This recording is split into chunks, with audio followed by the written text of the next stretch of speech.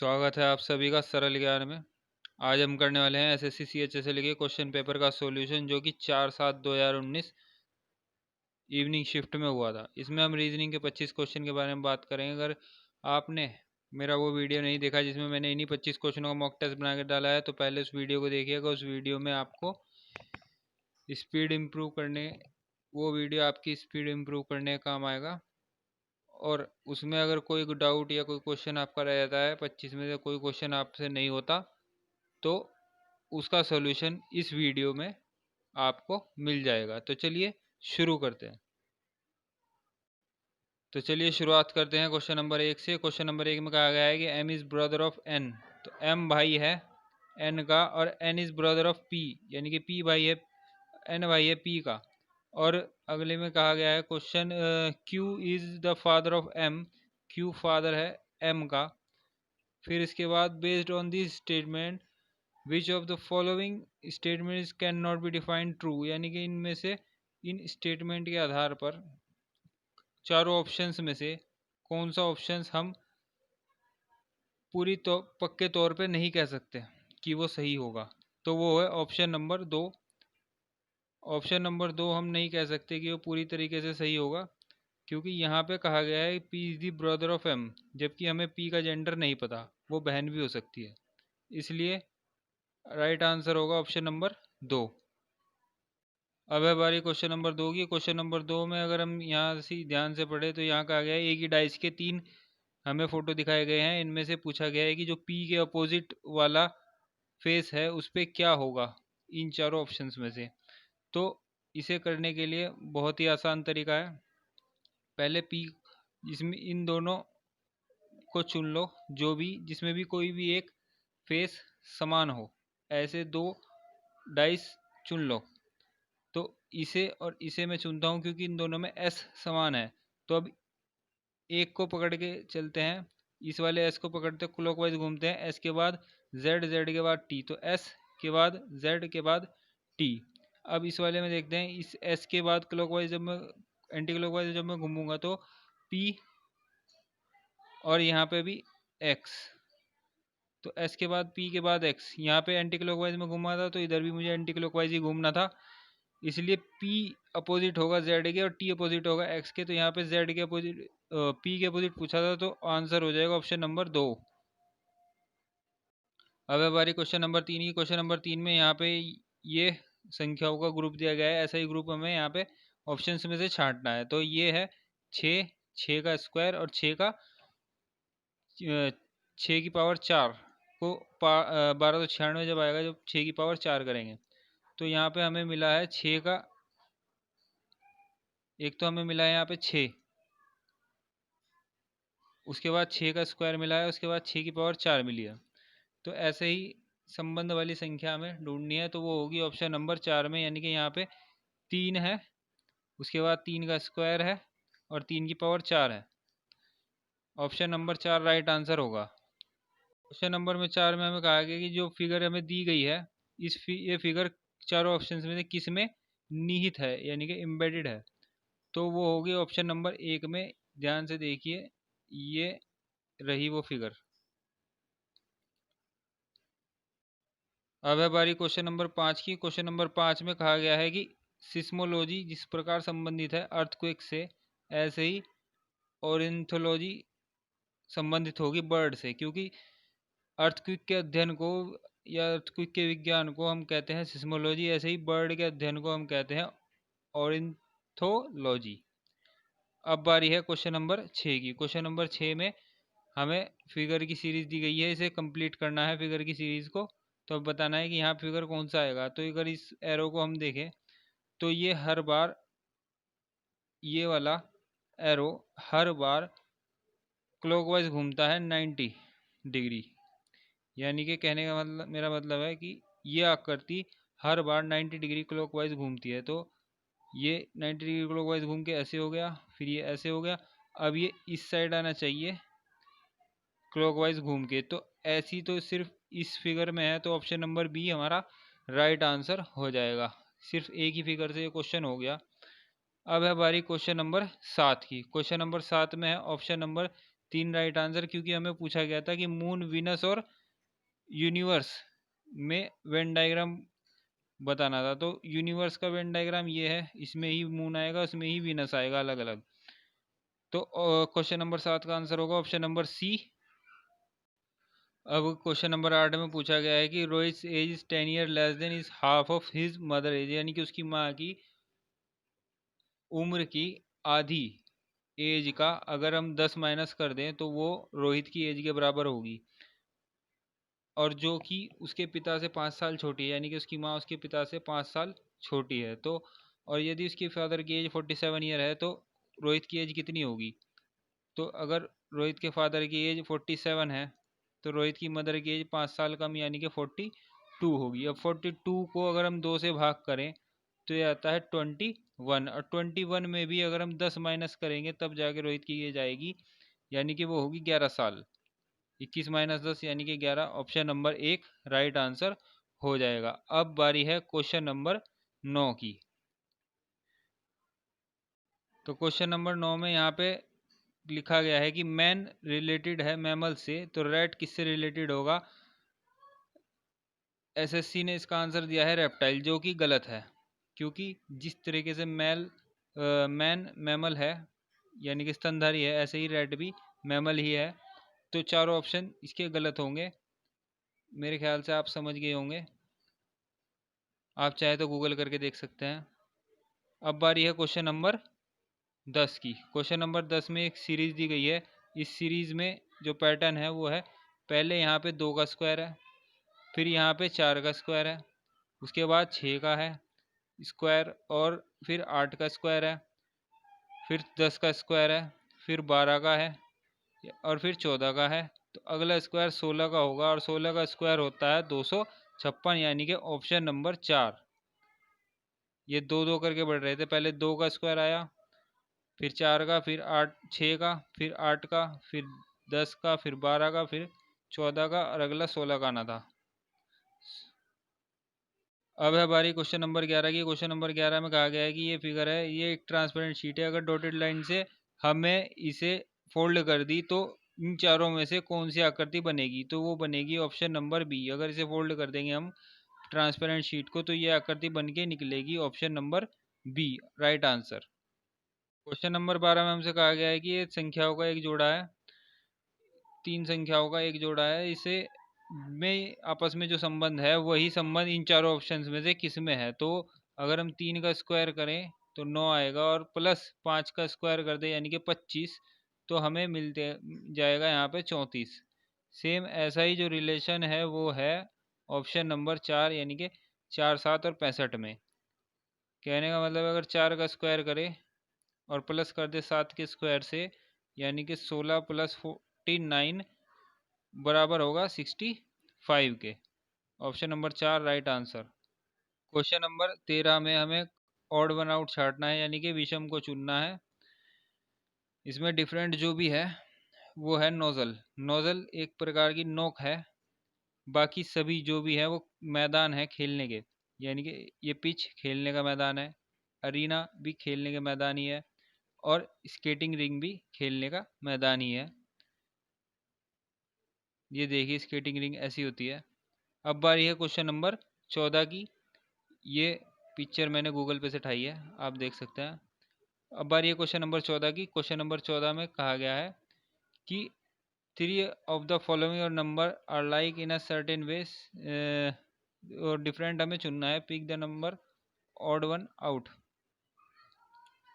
यानी कि जो भी ऑड है वो हमें चुनना है। तो इसमें यहाँ पे 3 2 3 यानी कि ऑप्शन नंबर 4 ये राइट आंसर होगा, और इसके अलावा जितनी भी यहाँ पे ये संख्याएं हैं ये सारी अभाज्य हैं। सिर्फ 3 2 3 यानी कि 323 ही है जो अभाज्य नहीं है।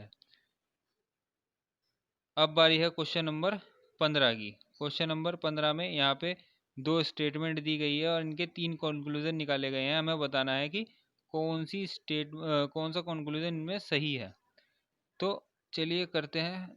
नो बॉल इज पेन, यानी कि कोई भी बॉल बी से डिनोट कर रहा हूँ मैं से नहीं है पेन, जिसे मैं डिनोट कर रहा हूँ पी से। अब अगले में कहा गया है ऑल पेन आर बॉक्स, जितने भी पेन हैं सारे के सारे क्या हैं, बॉक्स हैं। इसे मैं BOX लिख रहा हूँ। तो अब इस कंक्लूजन निकाला गया है सम बॉक्स आर पेन, यानी कि कुछ बॉक्स ऐसे हैं जो पेन हैं। तो ये स्टेटमेंट हो जाएगी बिल्कुल सही, कुछ बॉक्स ऐसे हैं जो पेन है, यानी कि ये वाले बॉक्स की बात हो रही है। अब सम बॉक्स आर बॉल्स, ये बिल्कुल गलत स्टेटमेंट है, कोई बॉक्स बॉल नहीं है, क्योंकि इसने पहले ही कह दिया कि कोई पेन बॉल नहीं है। नो बॉक्स इज बॉल, कोई भी बॉक्स ऐसा नहीं है जो बॉल नहीं है, बॉल है। तो ये भी स्टेटमेंट भी गलत हो जाएगी। तो स्टेटमेंट नंबर 1 ही सही है, option number 3 only conclusion 1 follow is the right answer. अब बारी है 16 की। 16 नंबर में यहाँ पे जो है वो है कोड +3 -2 +2, यानी कि L में +3 करेंगे तो आएगा O। L में +3 करेंगे तो आएगा O। O में +3 करेंगे तो आएगा R। R में +3 करेंगे तब आएगा ऑप्शन नंबर 1 में जो है U। और U में +3 करेंगे तो X आएगा। ऐसे ही अगले V से T तक जाने के लिए हमें -2 करना पड़ेगा। अब यहाँ पे हमें करना पड़ेगा -2। तो T से -2 करेंगे तो R, R से -2 करेंगे तो P यहाँ पे आ जाएगा, और P से -2 करेंगे जब तो N आएगा यहाँ पे।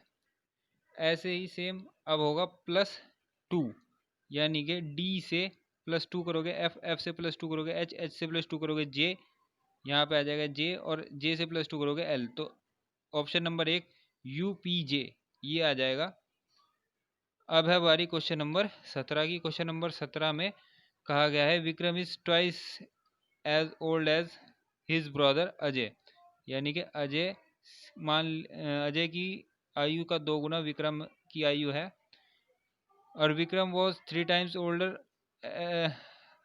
एज अजय 5 ईयर एगो, यानी कि 5 साल पहले विक्रम 3 टाइम्स था अजय की आयु का। How old is Vikram's now. तो मान लेते हैं कि अजय इनमें छोटा है, तो अजय की आयु को हम x मान लेते हैं। ये है अजय की आयु अभी। उसके बाद तो विक्रम की आयु अभी कितनी होगी इस हिसाब से, तो विक्रम की आयु होगी 2x, क्योंकि उसकी आयु अभी 2 गुनी है। और 5 साल पहले क्या रही होगी, 5 साल पहले अगर मैं लिखूँ यहाँ पे तो 2x में अगर मैं -5 कर दूँ, 5 साल पहले वाली विक्रम की आयु होगी ये, और 5 साल पहले अजय की आयु होगी x - 5। अब उसने कहा है कि 3 टाइम्स थी विक्रम के, तो इसकी गुणा हम 3 से कर देंगे। तो ये इक्वेशन सॉल्व करते ही हमें पता चल जाएगा x का मान, जो कि अजय की आयु है। और अजय की आयु इस समीकरण से जो निकल के आएगी वो है x बराबर 10, यानी कि x बराबर 10, अजय की आयु 10 आएगी। लेकिन हमसे पूछी गई है विक्रम की आयु, तो वो उसकी 2 गुनी होगी, यानी कि 2x, यानी कि 20। तो राइट आंसर होगा ऑप्शन नंबर 3। इस क्वेश्चन में कहा गया है क्वेश्चन नंबर 18 में, यदि इस फिगर के राइट साइड पे अगर हम यहाँ पे मिरर रख दें यहाँ पे, तो जो आकृति बनेगी, मिरर इमेज बनेगी, वो कैसी होगी इन चारों ऑप्शंस में से। तो वो होगी 18 नंबर की 1 नंबर, यानी कि option number A right answer होगा। सेम ऐसी ही आकृति बनेगी जैसी यहाँ पे दिखाई गई है। अब हमारे क्वेश्चन नंबर 19। क्वेश्चन नंबर 19 में कहा गया है कि ये समीकरण का मान 77 आना है, और कौन से 2 साइन हम चेंज करें तब जाके 77 आए। तो ऑप्शन नंबर 2, यानी कि भाग और प्लस को हम चेंज करेंगे तो ये 77 आ जाएगा। तो इसे करने के लिए मैं भाग और प्लस को चेंज कर देता हूँ। ये गुणा यहाँ 15, यहाँ प्लस, यहाँ पे 7 - 20 भाग 4। अब जब 4 किसकी भाग होगी तो 5 आएगा, माइनस का 5। जब प्लस के 7 से माइनस होगा तो प्लस का 2 यहाँ पे बचेगा इस पूरे में से। और 15 की गुणा 5 से होगी तो 75, और 75 और 2 77, ये हो जाएगा राइट आंसर। तो 19 का आंसर है ऑप्शन नंबर 2। अब बारी है क्वेश्चन नंबर 20 की। क्वेश्चन नंबर 20 में कहा गया है, एक सीरीज दी गई है, अब बताना है कि क्वेश्चन मार्क के स्थान पे यहाँ पे क्या आएगा। तो इसमें जो अगर गैप हम देखें तो 2 और 6 के बीच में गैप है 4 का, 6 और 14 के बीच में गैप जो है वो है 8 का, उसके बाद 16, उसके बाद 32 और अब आएगा 64 का गैप। जैसे ये 2 के हिसाब से चल रहा था, तो इस हिसाब से 4 का 2 गुना 8, 8 का 2 गुना 16, 16 का 2 गुना 32, 32 का 2 गुना 64, तो 64 का गैप आएगा। तो 62 और 64 जैसे ही जुड़ेंगे तो ऑप्शन नंबर 3 यानी कि 126 राइट आंसर हो जाएगा। अब है बारी क्वेश्चन नंबर 21 की। क्वेश्चन नंबर 21 में हमसे कहा गया आर का मान अगर 36 हो, BIN का मान 50 हो, तो TALE का मान क्या होगा। तो यहाँ पे प्लेस वैल्यू की 2 गुना हो रहा है, तो TAIL इसका 20 है प्लेस वैल्यू, इसकी 1 है, इसकी 9 है, इसकी 12 है। अगर मैं इन सब को जोड़ दूं तो मुझे मिलेगा यहाँ पे 20 और ये 10 30, 40 और 2 42। अब इस 42 का 2 गुना करूँगा तो 84 आ जाएगा। 1 मिनट में ये गलती होगी, यहाँ पे L नहीं है, यहाँ पे E है, तो E की प्लेस वैल्यू जो होगी वो होगी 5। तो 5 जब मैं इसके यहाँ रखूँगा तो 20 ये था, 9 और 1 10, ये हो गया 30, 30 और 5 35, 35 का जब मैं 2 गुना करूँगा तो 35 का 2 गुना करने पे मुझे मिलेगा यहाँ पे 70। तो राइट आंसर, चलिए इस क्वेश्चन को दोबारा से करते हैं। TALE यानी कि इसकी प्लेस वैल्यू है 20, इसकी है 1, इसकी है 12 और इसकी है 5। जब मैं इन चारों को जोड़ दूंगा तो यहाँ पे मेरे पास आएगा 38, और 38 का जब मैं 2 गुना करूँगा तो मेरे पास आएगा 76। ऑप्शन नंबर 3 इसका राइट आंसर होगा। अब बारी है क्वेश्चन नंबर 22। क्वेश्चन नंबर 22 में यहाँ पे अगर हमसे कहा गया है कि ऑड वन आउट यानी कि विषम को चुनिए, तो विषम यहाँ पे होगा ऑप्शन नंबर 2, यानी कि ऑप्शन नंबर 2 को अगर हम छोड़ दें तो बाकी सभी एक ही पैटर्न का फॉलो कर रहे हैं। वो है +2 +3 +4, +2 +3 +4, यानी कि O में +2 करेंगे तो Q में +3 करेंगे तो T में +4 करेंगे तो X। ऐसे ही इसमें भी है, इसमें भी है। ऑप्शन नंबर 2 में ये नहीं है, तो इसलिए ऑप्शन नंबर 2 राइट आंसर हो जाएगा। अब है बारी क्वेश्चन नंबर 23 की। क्वेश्चन नंबर 23 में कहा गया है कि इसमें गिनिए कि ट्रायंगल कितने हैं। तो इसकी एक आसान सी ट्रिक है, जितने यहाँ पे ट्रायंगल बन रहे हैं छोटे छोटे, उनमें गिनती लिख दीजिए 1 2 3 4। तो जिस जहाँ तक गिनती है इन सबको जोड़ दीजिए, 4 और 3 7 और 2 9 और 1 10। तो टोटल 10 ट्रायंगल इसमें होंगे, यानी कि 1 + 2 + 3 + 4 हमें करना था। तो 4 और 3 7 और ये 3 10। आंसर हो गया ऑप्शन नंबर 2।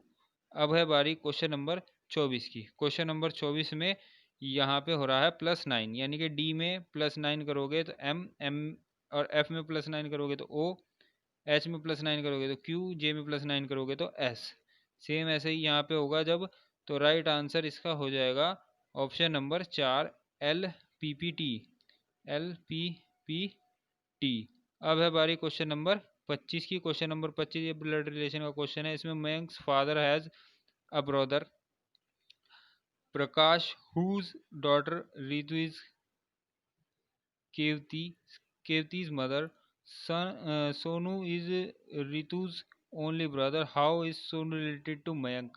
तो यहाँ पे मयंक है और मयंक के फादर, ये मयंक है, मयंक के फादर का एक भाई है जो है प्रकाश, और प्रकाश की जो डॉटर है रितु, उस डॉटर की, और यहाँ पे रितु का जो सोनू है जो रितु का ओनली ब्रदर है, यानी कि एस ब्रदर है रितु का। अब यहाँ पूछा गया है सोनू रिलेटेड टू मयंक, मयंक से किस प्रकार रिलेटेड है सोनू, तो वो उसका कजन होगा। यहाँ पे केवती का कोई रोल नहीं है, तो वो उसका कजन होगा। किसका, मयंक का। तो मयंक के पिता के भाई की बेटी का भाई, यानी कि मयंक के चाचा का बेटा उसका कज़न होगा सोनू। ये मयंक है, ये सोनू है।